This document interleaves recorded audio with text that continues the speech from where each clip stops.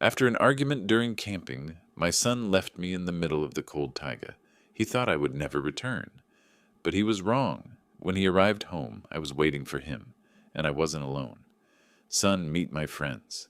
Betrayal has a price. Revenge has a voice. What follows is a justice he did not expect. Before we continue, please subscribe to the channel and write in the comments what time it is where you are now. The brochures hit my desk like accusations. Glossy photographs of split-level homes with mountain views, financial projections printed on expensive paper, numbers highlighted in yellow that promised returns I knew would never materialize. James spread them across my ledger with the practiced enthusiasm of a salesman closing a deal he'd already celebrated in his mind. "Dad, this is exactly what Jennifer and I need."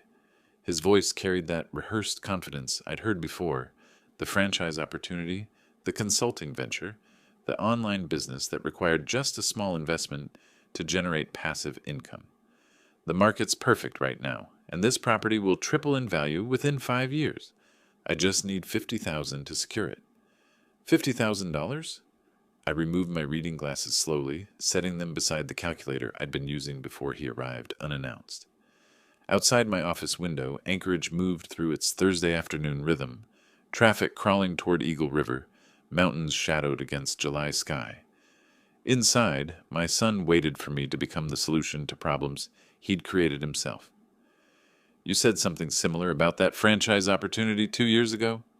I kept my voice measured, professional, the tone I used with clients who couldn't balance their books. "I lent you $8,000 then.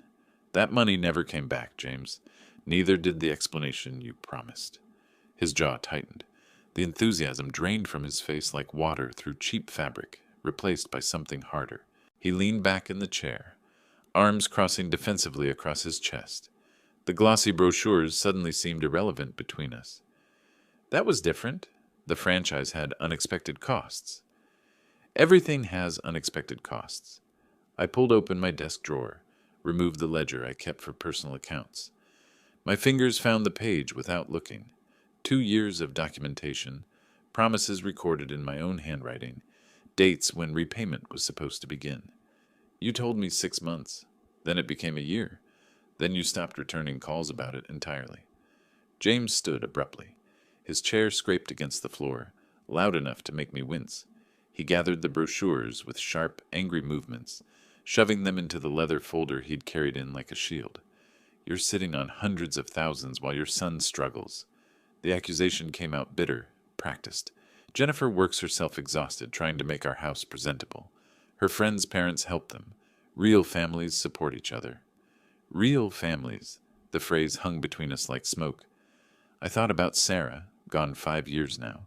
Who would have known exactly what to say to bridge this gap? Who would have found the balance between support and enabling that I couldn't seem to locate anymore? "You know what her father did?" James pressed forward, voice rising. "He gave them $30,000 for their down payment." 30,000. Without hesitation. Without lectures about responsibility. That's what real support looks like. Real responsibility means honoring your commitments. I stood to meet him at eye level, though at 62 my back protested the sudden movement. "I'm not a bank, James. I'm not an ATM machine, and I won't fund your lifestyle choices when you can't manage what you already have." The silence stretched between us like a canyon. Outside, someone honked their horn. A phone rang in the outer office where my assistant had already left for the day. James stared at me with an expression I couldn't read, something beyond anger, beyond frustration, something cold and calculated that made my stomach tighten. "You're going to regret this, Dad." His voice had dropped to barely above a whisper, which somehow made it worse than shouting. "You won't always be the one controlling everything. Things change. People change." He turned and walked out. The door slammed hard enough to rattle the framed CPA certificates on my wall. 30 years of professional credentials that suddenly felt meaningless. I stood there listening to his footsteps recede down the hallway, then the outer door closing, then the silence that felt heavier than any argument. I sat down slowly. My desk looked exactly as it had 15 minutes ago. Calculator, ledger, client files waiting for my attention. But something fundamental had shifted. I reached for the photograph I kept beside my computer monitor. A camping trip from when James was 16. Father and son standing on a ridge near Denali, mountains stretching behind us, both of us grinning at the camera Sarah had held. James's smile in that photograph was genuine, uncomplicated by money or resentment or whatever had turned him into the man who just threatened me in my own office. I studied that younger face for a long time, trying to find where I'd lost him. Things change. People change. His words circled my thoughts like vultures. The drive home felt longer than usual. Traffic moved with its typical sluggish persistence, brake lights flaring red in the lowering sun, but my mind stayed trapped in that office confrontation. James's final words kept echoing. "You're going to regret this." Not a prediction, a promise. I parked in my driveway but didn't get out immediately. The house waited, small, practical, purchased 30 years ago when Sarah and I were starting out. The mortgage had been paid off for a decade. No debt, no financial leverage over my decisions. That independence had always felt like security. Tonight, it felt like isolation. Inside, the silence pressed against my ears. I dropped my briefcase by the door, moved through rooms that had felt emptier since Sarah's death. The hallway displayed our history in photographs. James as a toddler, as a Little League player, as a teenager holding up a massive salmon he'd caught on the Kenai River. Somewhere between those images and today, something had fractured. I made coffee I didn't want, scrambled eggs I barely tasted. Thursday evening bled into Friday morning. Work provided structure. Clients who needed tax advice, businesses requiring quarterly reviews. But I found myself checking my phone repeatedly, half expecting James to call with more accusations. The screen stayed dark. Friday evening, I went to the garage. My camping equipment hung on pegboard hooks, organized with the same precision I applied to accounting. I tested my water filter, checked my GPS unit, reviewed maps of Alaska's backcountry. These were habits from younger years, when Sarah and I would disappear into wilderness every summer. When James would beg to come along, eager to learn fire starting and navigation and which berries were safe to eat. Maybe I was too rigid. The thought arrived uninvited while I inspected my first aid kit. Maybe Jennifer really did push him to ask, and he felt cornered between his wife's expectations and his father's judgment. But $8,000, still unpaid after 2 years of promises, that wasn't about being strict. That was about pattern, about character. Saturday passed in a blur of yard work and grocery shopping and trying not to think about my son's cold stare. Sunday arrived with the weight of unfinished business. I prepared a simple dinner, chicken breast, steamed broccoli, the bachelor meals that had become routine. The knife was moving through a bell pepper when my phone rang. James's name appeared on the caller ID. My stomach tightened. I set down the knife, wiped my hands on a towel, let it ring twice more before answering. "Dad." His voice sounded completely different, warm, almost vulnerable. "I've been thinking all weekend." I was out of line Thursday, way out of line. I said nothing, waiting. I let Jennifer's pressure get to me, let my own frustration control my words. "I'm sorry. I want to make this right." The apology landed like something fragile between us. I leaned against the counter, phone pressed to my ear, trying to reconcile this tone with Thursday's threats. "Remember those camping trips we took near Denali when I was 15? James continued. "Those were the best times, Dad. Just you and me, no distractions. What if we did that again? A week, just us, reconnecting. I need that. I think we both do." Denali, the word triggered memories, ridgelines and caribou migrations, and teaching James to read topographical maps by firelight, before money became the language between us, before Jennifer in debt and disappointed expectations. "Denali's a long drive, James, 5 hours each way." I kept my voice cautious, testing the sincerity I wanted to believe. "The Chugach Mountains are an hour away, good trails, good camping. Why go so far?" "Because Denali meant something, Dad." His response came quick, earnest. "That's where we were closest. That's where I need us to be again." I stood in my kitchen, staring at the half-prepared dinner, the phone warm against my ear. Part of me heard warning bells. Part of me remembered that photograph on my desk, the genuine smile, the uncomplicated joy. Part of me was just tired of being alone. When were you thinking? Mid-July. Gives us time to prepare, coordinate schedules. 10 days from now? 10 days. Enough time to clear my calendar, check equipment, talk myself out of suspicion. Enough time to choose hope over cynicism. All right, I heard myself say. Let's do it. After we hung up, I stood holding the silent phone, staring at it with mixed emotions warring inside my chest. James sounded genuine. The apology felt real, but something underneath nagged at me, some instinct I couldn't name. I looked at the bell pepper on my cutting board, half-sliced and waiting. Then I looked at my phone again. Maybe sons deserved second chances. Maybe fathers who refused second chances weren't fathers anymore. I wanted to believe that. I chose to believe that. I set down the phone and returned to making dinner, allowing myself something I hadn't felt in 3 days. A small, cautious smile at the possibility of reconciliation. Monday morning arrived with overcast skies and the promise of rain that wouldn't materialize. I drove to the coffee shop James had suggested, a place downtown with exposed brick and industrial lighting, the kind of establishment that served lattes with foam art. He was already there when I arrived, seated at a corner table with trail maps spread out like battle plans. Dad, he stood, smile, gestured to the chair across from him. Got you a black coffee. No sugar, right? The gesture felt calculated, but I accepted it anyway. I sat down, pulling my own topographical map from my jacket pocket. The Chugach Range, familiar terrain I'd hiked dozens of times. James, the Chugach is solid wilderness. I unfolded my map, smoothing it across the table. Eagle River Valley has everything we need. Streams, wildlife, privacy. We could leave Friday morning, be camping by lunch. Why drive 5 hours when we have good terrain an hour away? He leaned forward. His hands came together, fingers interlaced, elbows resting on the table.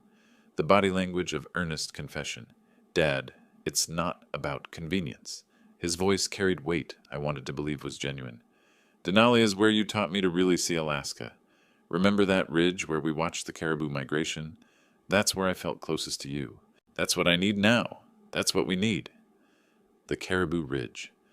I remembered it. James, at 15, binoculars pressed to his face, counting animals as they flowed across the valley, like a river of brown and white. He'd been so focused, so present, before phones and debt and Jennifer's expensive expectations. I studied his face, looking for deception, finding only what appeared to be vulnerability. Here's what makes sense. We take my truck. James pushed my Chugach map aside, spreading his Denali maps in its place. It's newer, better clearance, more reliable, and my camping gear's all upgraded. Modern tent, water filtration system, emergency supplies. Why duplicate everything when mine covers us both? The logic seemed sound, practical even, but something underneath bothered me, not enough to voice, just enough to notice. Your equipment's reliable? I kept my tone neutral. You've tested the water filter, the stove. We'll be remote, James. The areas near Denali aren't like state parks. Cell coverage disappears. We need functional gear. Dad, trust me, huh? He maintained eye contact, unwavering. I've used this setup a dozen times. Everything works perfectly. Trust me. 2 words that shouldn't require saying. We spent another hour discussing routes, supplies, timeline. Mid-July departure. 10 days away. Enough time to clear my client schedule, prepare properly. James took notes in a leather-bound planner, listing items with organizational precision I hadn't seen from him before. Maybe he was changing. Maybe responsibility was finally taking root. The following days passed in routine rhythm, clients needing tax advice, quarterly reports requiring attention, the steady pulse of work that gave structure to solitary life. But evenings found me in the garage, reviewing skills I hadn't used in years. I practiced starting fires with flint and steel, my hands remembering movements before my mind did. I pulled field guides from shelves, reviewing edible plant identification, fiddlehead ferns, fireweed shoots, the distinctive leaves of wild celery. James sent texts, packing lists, recommendations. Keep it light, Dad. Minimal redundancy. We don't want to haul unnecessary weight 2 miles to camp. I stood in my garage the night before departure, holding my GPS tracker. The device fit comfortably in my palm, familiar weight, proven reliability. My thumb hovered over the power button. I could turn it on, slip it into my pack, have navigation backup regardless of James's assurances, but that would be choosing suspicion over trust, cynicism over hope. I placed it back on the shelf. My satellite phone sat beside it, bulky, outdated, but functional. Emergency communication that had saved me once when Sarah twisted her ankle 3 days into a Kenai Peninsula hike. I reached for it, hesitated, withdrew my hand. James said his gear covered us both. Sons trying to reconcile with fathers shouldn't face automatic doubt. I packed what he'd specified. Lightweight clothing, minimal toiletries, basic first aid supplies. My pack felt incomplete without the safety equipment I normally carried, but reconciliation required compromise. Trust required risk. That night, I loaded everything into my truck's passenger seat, ready for the early morning drive to James's house. I paused at my front door, looking back through the hallway toward the garage where my GPS and phone remained on their shelf. Something felt slightly wrong. Not wrong enough to cancel, not wrong enough to justify suspicion, just wrong enough to notice. But sons deserved second chances. Fathers who refused second chances weren't fathers anymore. I locked the door and went to bed, setting my alarm for 5:30. Tomorrow, Denali. Tomorrow, reconciliation. Tomorrow, I'd learn what my son had really planned. Dawn came cold and clear.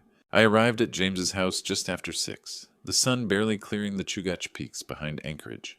His Ford F-150 sat in the driveway, newer model, dark blue paint reflecting morning light.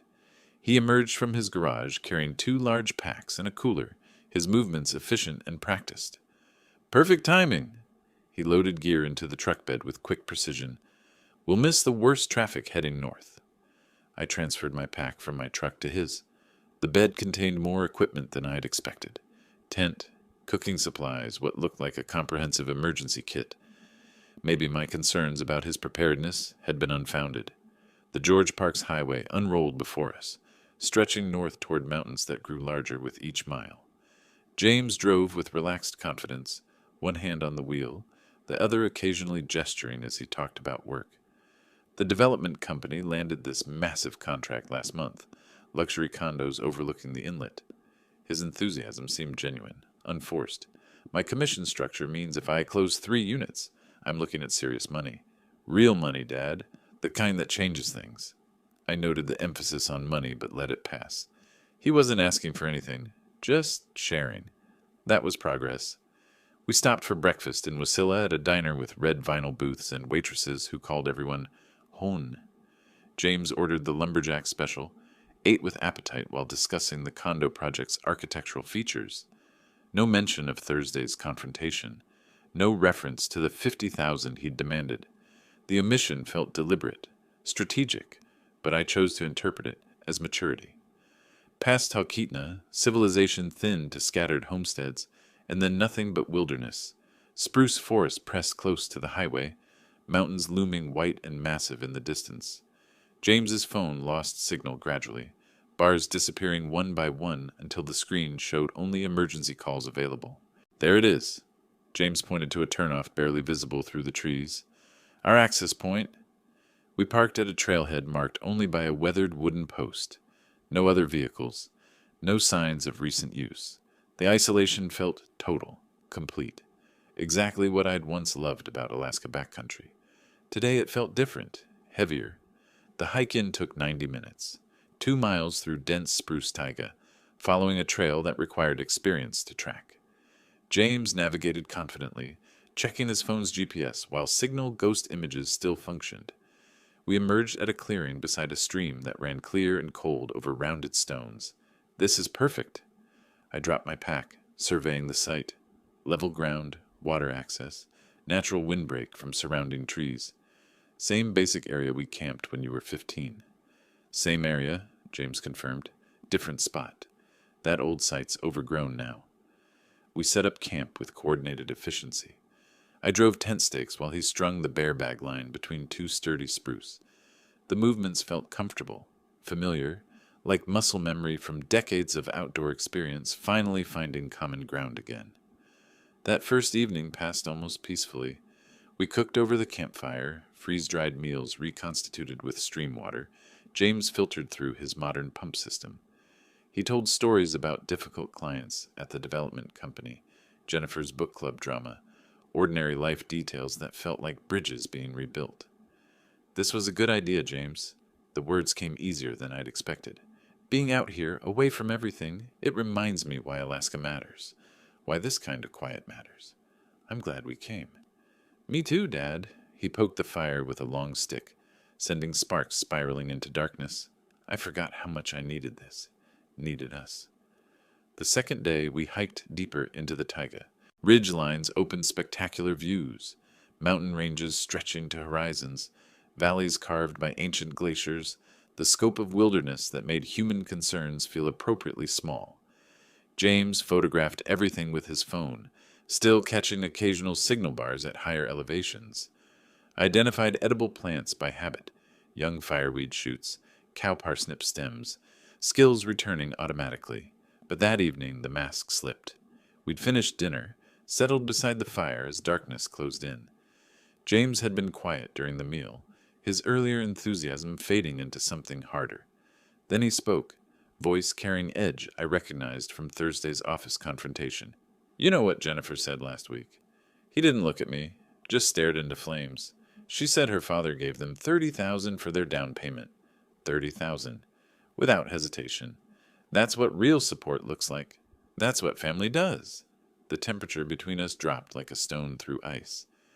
Jennifer's father also isn't still waiting for $8,000 his son borrowed and never repaid. I kept my voice level, controlled. Real support isn't throwing money at people who won't take responsibility. I taught you better than this, James. Or I tried to. He stopped mid-breath, went completely still. Then he stood abruptly, his face shadowed and unreadable in the firelight. He stared at me, not with anger exactly, but with something cold and calculated that made my stomach tighten. "Yeah." His voice came flat, distant. "You tried." Long pause, fire crackling, wind moving through spruce branches overhead. "I'm tired. We'll talk in the morning." He walked to his tent without looking back, zipper closing with sharp finality. I sat alone beside the dying fire, watching sparks rise toward stars barely visible through cloud cover, moving in from the west. The reconciliation was a facade. I understood that now, but I didn't yet understand what it meant. I should have. When I woke the next morning, something was wrong. The silence wasn't peaceful, it was empty. James should have been up already, rebuilding the fire, boiling water for coffee. The absence of sound felt deliberate. I unzipped my tent slowly. Dawn light filtered through spruce branches at an angle that told me it was later than usual, past 7, maybe closer to 8. I stepped out barefoot onto cold ground that made me wince. James's tent was gone, not collapsed, not packed carelessly, gone completely, as if it had never existed. Only flattened grass remained where it had stood 20 feet from mine. The fire pit held nothing but cold ashes from last night. No fresh kindling, no signs of morning activity. I walked the perimeter of our camp, my chest tightening with each detail I registered. The area where James had stored his gear showed only crushed vegetation. Every trace of his presence had been systematically removed. I turned toward my backpack, still leaning against the log where I'd left it. Something about its position looked wrong, slightly tipped, the main flap not quite closed the way I'd secured it. I dropped to my knees beside it. My hands moved through pockets and compartments with increasing urgency. GPS navigator, gone. Satellite phone, gone. Lighter, gone. Trail map, gone. Most of the food supplies we'd been sharing, gone. What remained felt like mockery. My sleeping bag, 2 protein bars, a half-liter water bottle, the small knife I'd brought, basic toiletries, including a tiny sewing kit. On a flat rock beside the cold fire pit sat a folded piece of paper, weighted down by a stone. My hands trembled as I picked it up. The handwriting was James's, neat, unhurried, the script of someone who'd taken his time composing his message. I read it aloud to the empty forest, my voice flat with shock. "You always said the taiga teaches survival. Time to remember those lessons. Maybe then you'll understand what's more important, money or family. If you return, we'll talk differently. James." If I return, I read it again, then a third time, the patronizing tone. the self-justification, the conditional phrasing that acknowledged I might not survive. He planned this. Every smile during the drive north, every warm story by the campfire, even last night's argument, testing me one final time. When I refused again, when I wouldn't give him what he demanded, he made his choice. My son chose to leave me here to die, over $50,000. I crumpled the note in my fist, rage flooding through me so intensely that black spots danced at the edges of my vision. Then I forced myself to smooth it out, fold it carefully, place it in my pocket. Evidence, even if only for myself. I walked toward the trailhead direction, 2 miles through dense forest. I couldn't see the parking area from camp, but I knew with absolute certainty that the truck was gone. The silence confirmed it. The isolation was total. 50 miles, maybe more. Between here and the Parks Highway, the main road that could take me back to civilization. 50 miles of wilderness, with no navigation equipment, no communication devices, no fire starter, minimal food, and water that would last perhaps one day if I stretched it impossibly thin. The temperature would drop to 40 degrees tonight, lower in another week. I had a sleeping bag rated for 50 degrees, and a knife the length of my palm. I walked back to camp and forced myself to sit on a log, controlled my breathing. Shock wouldn't save me. Rage wouldn't save me. Only clear thinking would keep me alive. James thought I was just an accountant who took camping trips. Comfortable, soft, someone whose wilderness skills were decorative rather than functional. He forgot where I learned those skills. 30 years of Alaska backcountry before he was born. Before Sarah. Before mortgages and clients and comfortable suburban life had made those abilities unnecessary. He forgot that I taught him everything he knew about survival, which meant I knew more, which meant I'd held back, which meant he'd underestimated me completely. I stood, retrieved the water bottle, took a single measured sip, 1 capful, no more, then replaced the cap with deliberate care. That careful conservation marked something shifting inside me, from victim to strategist, from shock to calculation. James made a mistake leaving me alive. He made a bigger mistake underestimating what I could do when survival became the only option. If I die out here, he inherits everything anyway. My business, my savings, my house, everything. But I wasn't going to die. I was going home. And when I got there, my son was going to learn what happens when you try to murder your father over money. South. The Parks Highway ran south of here. 50 miles. Maybe less, maybe more. 3 days if I moved smart. 4 if I was weak. 5 if I made mistakes. I wouldn't make mistakes. First problem, navigation. I pulled my toiletry kit from the backpack, soap, razor, tiny scissors, and there, overlooked by James in his systematic looting, a single sewing needle barely an inch long. I sat by the stream. The knife blade became a magnetizer, stroking the needle repeatedly in one direction. Friction and ferrous metal. Physics I'd learned 40 years ago and never forgotten. 20 minutes of patient repetition. I filled the bottle cap with water, floated the magnetized needle carefully on the surface, watched it slowly align itself north-south, wobbling before settling. I scratched an arrow on the cap's edge marking south. Crude, imprecise, but functional. I shouldered my pack and began walking. The first day stretched into eternity. Dense spruce forest where sight lines extended maybe 30 yards. Uneven ground studded with roots and hidden beneath moss. I checked my improvised compass every 30 minutes, adjusted course, kept moving. 1 capful of water every 2 hours, precisely measured despite the thirst that became a constant scream by afternoon. 15 miles, that was the goal.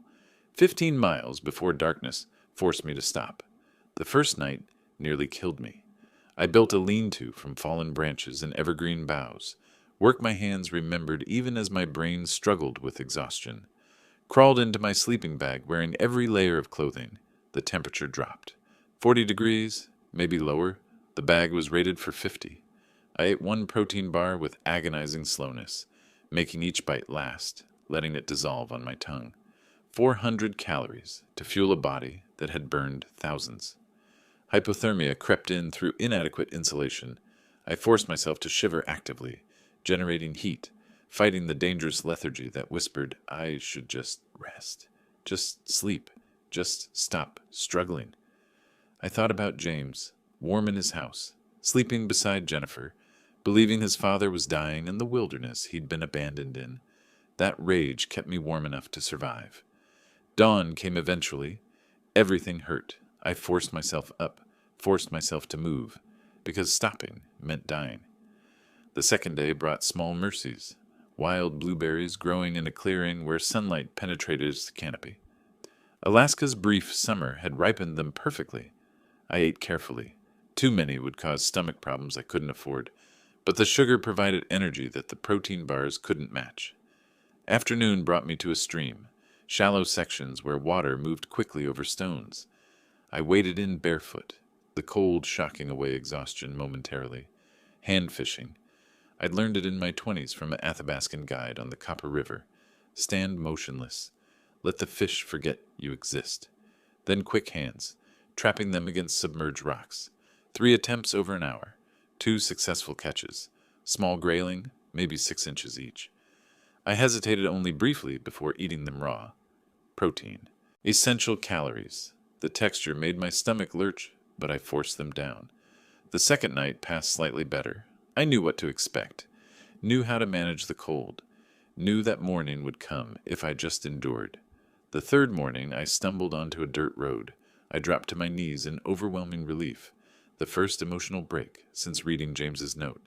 Allowed myself 2 minutes of closed-eye breathing, then stood. The road was primitive. 2 ruts with grass growing between. Rarely used, but roads led somewhere. Roads meant people, eventually. I walked down its center, making myself visible. An hour later, I heard an engine. The pickup truck that appeared around the bend was old but well-maintained. Dark green paint faded by weather. It slowed as it approached, pulling to a stop 20 feet away. The driver climbed out, man in his late 60s, weathered face suggesting decades of outdoor work, practical clothing worn with the comfort of long familiarity. "You all right there?" Concern evident in his tone. "You look like you've had a rough time. How long you been out here?" I straightened despite exhaustion, accepting the water bottle he offered, but drinking slowly, controlled. 3 days. I kept my voice steady, crafting the story even as fatigue pulled at my thoughts. Got separated from my camping group near Denali. Navigation equipment failed. Had to walk out. "You headed toward Anchorage?" "Thomas Miller." He extended his hand. "Former park ranger. Yeah, I'm heading back from a hunting trip. Climb in." The truck's passenger seat felt impossibly comfortable. Thomas didn't press immediately, just drove, letting me collect myself. 3 days? He said eventually. "That's serious country back there. You're lucky. Most people panic, make bad choices. You kept your head." "Old habits." I accepted the credit while deflecting attention. "I've done Alaska wilderness before. Just never planned on testing those skills quite so thoroughly." We drove in companionable silence for a while. Then I asked the question that had been forming since I'd found James's note. "Question for you, Thomas. You worked for the Park Service. What happens legally if someone abandons a person in wilderness? Hypothetically. Just curious about Alaska law after this experience." He glanced at me, reading between lines with the skill of someone who'd spent decades dealing with tourists and their half-told stories. "Depends on intent. Accidental separation? Nothing. Deliberate endangerment." He paused. "That's Alaska statute, 1141-130. Reckless endangerment. Hard to prove, though. You'd need evidence of intent." I had evidence. A note in my pocket, written in my son's handwriting. The 5-hour drive gave me time to think, to plan, to understand what came next. James thought I died out there, thought he was inheriting everything, my business, my savings, my house. Thought he'd won. He didn't know I was alive, didn't know I was coming home, and he definitely didn't know what happened next. Thomas dropped me at my house around 2 in the afternoon. We exchanged phone numbers in his truck's cab, mutual respect passing between us without need for elaboration. "Take care of yourself, DeWitt." He gripped my hand firmly. "You survived something most people wouldn't. That means something." "It does," I agreed. "Thank you, Thomas." I stood in my driveway, watching his truck disappear around the corner, key in my hand, looking at my home with different eyes. 4 days ago, I'd locked that door believing I was going camping with my son. Now I understood what my son had actually planned. Inside, everything was exactly as I'd left it. Mail scattered on the floor beneath the slot. Dishes from my last breakfast still in the sink. The normalcy felt surreal after 3 nights sleeping on frozen ground, rationing water, wondering if I'd die alone in wilderness. I showered methodically, scrubbing away grime and sweat and the physical evidence of survival. Changed into clean clothes, khakis, button-down shirt, the uniform of accountants and businessmen. Looking in the mirror, I saw someone who appeared unchanged, but my eyes were harder than they'd been 4 days ago. The Anchorage Police Department occupied a municipal building downtown, concrete and glass, and the institutional architecture of bureaucracy. I entered through the main doors at 3 o'clock, approached the desk sergeant, stated my business calmly. I need to file an incident report. Wilderness emergency. Resolved. Officer Craig Anderson met me in a standard interview room. Table, chairs, recording equipment on the wall. Mid-40s. Experienced enough to read between lines. Professional enough to let me tell it my way. Mr. Gibson, he opened a notepad. You said wilderness incident. 4 days ago I went camping near Denali with my son James. We became separated. My navigation equipment failed. I walked out. 50 miles over 3 days. I'm reporting it now for documentation purposes. I slid James's note across the table without dramatic presentation. Anderson read it slowly, his expression not changing, but something shifting behind his eyes. Mr. Gibson, I'm documenting this as a wilderness incident with safe resolution. But this note, if you return, that phrasing suggests your son expected you might not survive. Are you certain you don't want to pursue charges? I'm certain. My voice stayed level, controlled. I'm reporting facts. What happens next is my decision. He filed the report, gave me an incident number and a copy of the documentation. I folded the papers carefully, placed them in my pocket beside the note I'd carried out of the wilderness. From the parking lot, I called Robert Palmer. We'd known each other professionally for years. I'd handled tax work for some of his estate planning clients. He'd referred business disputes my way. His secretary initially resisted the urgency. Mr. Palmer has appointments until 6? Tell him it's DeWitt Gibson, and it's urgent. Tonight, if possible. Robert came on the line 30 seconds later. DeWitt? What's wrong? I need legal advice. Estate planning, trust work. Can you meet this evening? Something in my voice convinced him. 7 o'clock, my office. Palmer and Associates occupied the 5th floor of a downtown building on 4th Avenue. I took the elevator up at 6:55, entered the reception area, followed Robert into his conference room. He'd set up recording equipment, standard practice for client consultations, and had a legal pad ready. I sat down heavily, allowing exhaustion to show for the first time since Thomas had dropped me off. 4 days ago, my son drove me into remote Denali wilderness, took my navigation equipment, communication devices, and supplies while I slept, and left this note. I placed it on the table between us. He abandoned me 50 miles from the nearest road. I walked out. Robert read the note, read it again, looked up at me with shock replacing his usual professional composure. DeWitt, this is serious.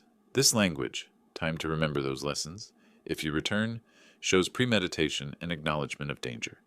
Combined with taking your equipment, this is Alaska Statute 1141.30. Reckless endangerment, possibly attempted murder if we can prove intent. How long would prison be? I kept my voice flat. 5 years? 7? Then he's out. He's young. He rebuilds his life. Probably 6 to 8 years for reckless endangerment with aggravating factors. No, I interrupted him. I want something permanent. I want him to live with what he did every single day. I want to create an irrevocable trust. Every asset I own goes to charity when I die. He gets nothing. Ever. Robert set down his pen carefully. An irrevocable trust is exactly that. Irrevocable. Once established, you can't change the beneficiaries. Even if you reconcile with James later. Even if circumstances change. You'd be permanently disinheriting your only child. Good. I met his eyes without hesitation. That's exactly what I want. How soon can you draft it? He studied me for a long moment. Lawyer's assessment searching for doubt or instability. He found neither. I can start tomorrow. But DeWitt, what exactly do you have in mind? I leaned forward, pulling a small notebook from my pocket. I'd bought it between the police station and here, and began explaining. 2 parts to this, I said, opening the notebook to show calculations I'd already started. First, the trust. Every asset, my business, my savings, my house, everything goes into an irrevocable trust. Beneficiaries are Alaska charities, environmental groups, wildlife conservation, wilderness preservation. The same wilderness he tried to weaponize against me. Robert was taking notes, his legal training overriding his shock. Total asset value? Business appraised around $400,000, savings $850,000, house equity roughly $150. Call it $1.4 million. Numbers I knew precisely. Accountant's habit. Substantial corpus. And the second part? I want him to know. While I'm alive, I want to see his face when he realizes what he lost. I tapped the notebook. I'm planning a dinner. Witnesses present. You as legal authority. Officer Anderson from the police as law enforcement. Thomas Miller, who rescued me, as third-party verification. I present the note publicly, explain what happened, and announce the trust. He confronts the consequences before credible people. No room for denial. Robert frowned. I understand the appeal, but confronting him publicly is risky. He could become violent, could claim you're mentally unfit, could create legal complications. Are you certain this dinner approach is wise? He left me to die and went home to wait for inheritance news. He needs to understand he failed. Completely. The next morning, Robert started drafting. I spent the day gathering documentation, corporate papers for Gibson and Associates, bank statements, property deeds, decades of organized records filed in my home office. Everything I'd accumulated across 30 years of careful financial management, now being consolidated for one purpose. The business valuation took a week. A professional appraiser visited my office, reviewed client lists, examined revenue streams, interviewed me about succession planning. The irony wasn't lost on me, discussing succession while actively ensuring my son wouldn't succeed to anything. Your firm has excellent reputation, the appraiser noted. Clean books, loyal client base, that stability adds significant value. I've worked hard for that stability, I said. The appraisal came back at $385,000. Combined with savings and property, Robert's calculations confirmed approximately $1.4 million total. That's substantial generational wealth James is losing, Robert said when we reviewed the numbers. He made his choice in Denali. I'm making mine now. Evenings I researched beneficiaries. Alaska Wildlife Conservation Fund, protecting habitat, managing populations, educating about coexistence. Denali Wilderness Preservation Society, maintaining trails, supporting park rangers, fighting development encroachment. Organizations that represented everything James had tried to corrupt into a murder weapon. These charities will benefit from his greed, I explained to Robert. The wilderness he weaponized will be protected by the money he wanted. There's justice in that symmetry. 2 weeks after my return, early August now, 3 weeks since the abandonment, Robert called me back to his office. The conference room had been rearranged formally. A notary public sat at one end of the table. The trust document lay between us, 78 pages of legal language that would govern my estate forever. I sat down.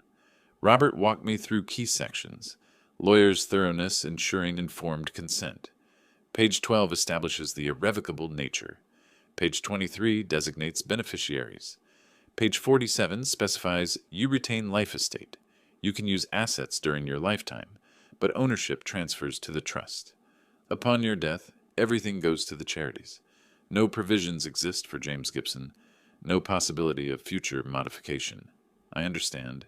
This is permanent, DeWitt. Absolute. Final. That's the point. The notary spoke with practiced formality. Mr. Gibson, do you understand this is an irrevocable trust? Once executed, you cannot change the beneficiaries, modify the terms, or reclaim the assets except as specified in the trust document. Do you execute this voluntarily? I do. My voice was steady, clear, completely voluntarily. I initialed each page, 78 pages of careful notation, accountant's precision applied to legal documents. Then the signature pages, my name written 3 times, witnessed, notarized, sealed. The notary stamped the final page. The sound felt definitive, permanent. Robert collected the documents, placing them in a leather folder. It's done. The trust is executed and irrevocable. I'll file copies with the bank tomorrow. Notify the trustees. Begin the formal transfer process. I sat back in my chair, feeling something settle inside me. Not satisfaction exactly. More like grim completion. A necessary task finished. Thank you, Robert. The dinner confrontation, you're still planning that? Yes. 2 weeks from now. Enough time to arrange it properly. I'll contact the witnesses, set the location, send James an invitation he can't refuse. I stood, straightening my shirt.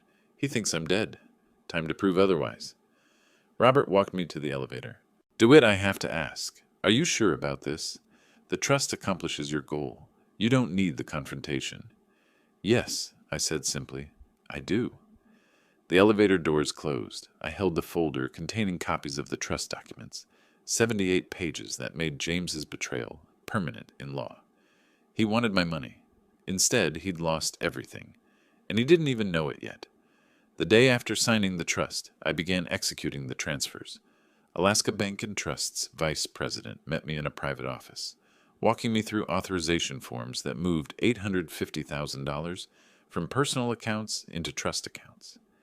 Each signature felt definitive. Each transaction removed another piece of James's expected inheritance. This is a substantial transfer, Mr. Gibson. The banker looked up from her computer screen. The trust is now one of our larger estate accounts. Good, I said simply. Business retitling took longer. Corporate documents filed with Alaska's Department of Commerce. Amended articles showing trust ownership while I maintained operational control as trustee. Updated licenses. Tax registrations. I sent formal letters to longtime clients explaining the ownership structure change, maintaining professional appearance while knowing the real purpose. By August 10th, I legally owned nothing. The house, the business, every dollar, all trust property. I retained lifetime use rights, but nothing to bequeath. James's inheritance had been erased. The phone rang on the 8th, evening after I'd returned from the last bank visit. James's name on the caller ID made my jaw tighten. Hey, Dad! His voice carried forced brightness that set my teeth on edge. I've been thinking about you. That camping trip was great, wasn't it? You made it home okay? I tried calling a few days ago, but no answer. Everything good? The artificial cheer barely masked nervous guilt underneath. Yes. One word, flat and cold. I'm home. Oh, good, that's... Good. Confusion crept into his voice. We should get together soon. Yes, we should. I hung up mid-sentence, sat at my kitchen table staring at the phone, imagining his expression on the other end, the uncertainty, the growing anxiety. He called again 4 days later. August 12th, afternoon. Dad, it's me again. Look, you sounded strange last time we talked. Is something wrong? Did something happen on the trip? I'm worried about you. Nothing's wrong, James. I kept my voice controlled ice. We'll talk soon about several things. What things? Dad, you're worrying me now. Soon. I hung up before he could respond. Let him wonder. Let him worry. The next evening, August 13th, I made the call I'd been planning.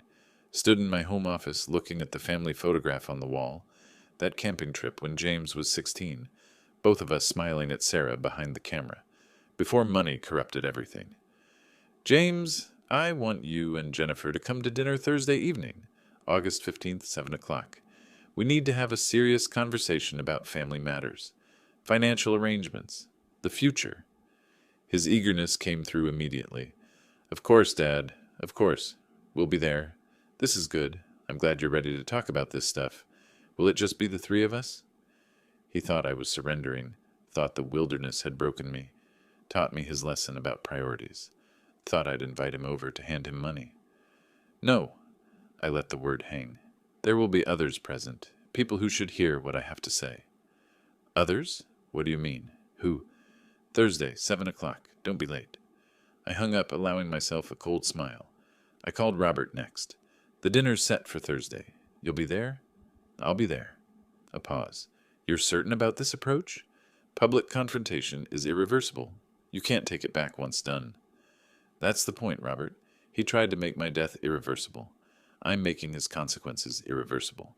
I want you there to confirm the trust's legitimacy. He needs to hear from a lawyer that it's permanent." Officer Anderson agreed when I called. Thomas Miller said he'd be honored to attend. Thursday arrived. August 14th evening, I stood in my dining room arranging chairs, 6 places around the table. 3 on one side for family, though I no longer considered James family. 3 on the other for witnesses. I set out plates and silverware with accountant's precision, placed the manila folder at my seat, James's note, the police report, trust documents arranged in order. The stage was prepared. Tomorrow night, James would walk into this room expecting victory. Instead, he'd discover what losing everything really meant. 6:45. I did one final check. Documents arranged on the side table. Robert, Officer Anderson, and Thomas stood in my living room, understanding their roles as witnesses to justice. "He'll arrive thinking I've surrendered," I told them quietly, "that I'm giving him money. Let him keep thinking that until I'm ready." At 7:05, headlights swept across my front window. A car door slammed. Footsteps on the walkway. I opened the door before James could knock. "James, Jennifer, come in. I want you to meet some friends." James entered confidently, Jennifer close behind, both dressed well for what they expected would be pleasant family dinner. Their steps faltered when they saw 3 men standing in my living room. "Friends," James's forced smile didn't reach his eyes. "Dad, I thought this was family dinner." "It is." I walked toward the dining room. "These are the people I consider family now. Robert Palmer, my attorney. Officer Craig Anderson, Anchorage Police. Thomas Miller, who saved my life when you left me to die." James's face drained of color. Jennifer clutched his arm, confused. I gestured to the dining room. "Shall we sit?" The seating was deliberate. James and Jennifer on one side, the 3 witnesses facing them, me at the head of the table between them. I retrieved the manila folder, opened it methodically, removed James's note, unfolded it, smoothed it flat on the table where everyone could see. "Your words, James." My voice stayed steady, accountant's tone presenting facts. "Dad, you always said the taiga teaches survival. Time to remember those lessons. Maybe then you'll understand what's more important, money or family. If you return, we'll talk differently." I looked up, met his eyes. "If I return. You acknowledged I might not survive. You left me 50 miles from the nearest road with no navigation, no communication, minimal food and water, in wilderness where nighttime temperatures dropped to 40 degrees. Dad, it wasn't... You're making it sound worse than it was?" James's voice shook. "It was supposed to be a lesson. Character building, like you always talked about. I knew you'd make it out. You're experienced. I left you enough supplies. You left me enough to watch myself die slowly." The words came out ice cold. "You took my GPS, my satellite phone, my map, my fire starter, everything that meant survival. You wanted me dead." Jennifer's hand covered her mouth, horror dawning on her face as she looked at James. She hadn't known. Not the full extent. I produced the trust documents, slid them across the table. "Here's what I learned about what's important, James. This is a notarized, irrevocable trust document. Every asset I own, my business valued at $385,000, my savings of $850,000, my house worth $180,000, total corpus $1.4 million, is now permanently held in trust." I watched his face as understanding began to penetrate. Beneficiaries: Alaska Wildlife Conservation Fund and Denali Wilderness Preservation Society. Upon my death, these organizations receive everything. You receive nothing. Ever. "You can't..." James started to stand, hands gripping the table. "I can verify," Robert interjected professionally. "This trust cannot be modified, revoked, or challenged. It's legally permanent." James sank back into his chair. His hands were shaking. Jennifer had started crying. I stood, pushing back from the table. "You asked me what's more important, money or family. I've learned the answer. The wilderness you tried to make my grave will benefit from your greed. The money you tried to inherit through my death will protect the place you weaponized." I walked to the front door, opened it. And the family I thought I had. That was an illusion. I have no son. I have no family. But I do have friends, people who helped me survive what you did, people who witnessed justice tonight. I stood beside the open door. Now leave my house. James and Jennifer rose like automatons. He looked shattered, face pale, movements mechanical. She supported him physically, though her expression suggested she was mentally distancing herself from the man she'd married. They walked out into the night. I closed the door firmly, locked it. When I returned to the dining room, Anderson spoke first. "Mr. Gibson, with this evidence and these witnesses, we could pursue charges. Reckless endangerment, under Alaska statute. 114130, possibly attempted murder." I shook my head. Prison would be temporary. 5 years, 7, then he's out and rebuilds. This is permanent. Every day for the rest of his life, he'll know he tried to kill his father for money and lost everything instead. That's worse than any prison sentence. Thomas raised his coffee cup in a quiet toast. To survival and justice. Robert and Anderson joined him. So did I. Not triumph, not celebration, just cold recognition that justice had been served. James had tried to write my ending. Instead, I'd written his. The wilderness hadn't killed me. His greed had killed any possibility of redemption. I sat with the 3 men who'd helped me survive and watched as evening deepened into night, feeling nothing but the quiet satisfaction of consequences finally meeting actions.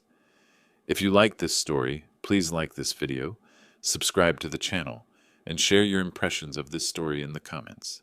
To listen to the next story, click on the box on the left. Thank you for watching.